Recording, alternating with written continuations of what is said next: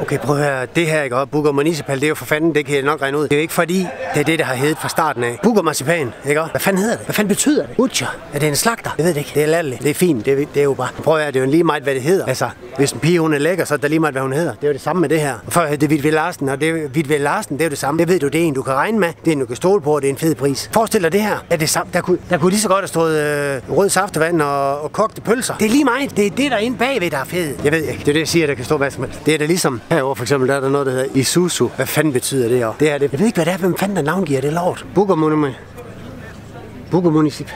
En dame kan jo hedde Trine eller Lotte, ikke? Det er det samme med det her. Det er lige meget, hvad det hedder. Det er bare det, der er fedt. Jeg ved ikke engang, hvad municipal betyder. Bugger, det er en slagter. Eller en B-U-C-H-E-R, butcher på engelsk. På dansk, bugger. Det er fordi, de slagter. De slagter konkurrenterne.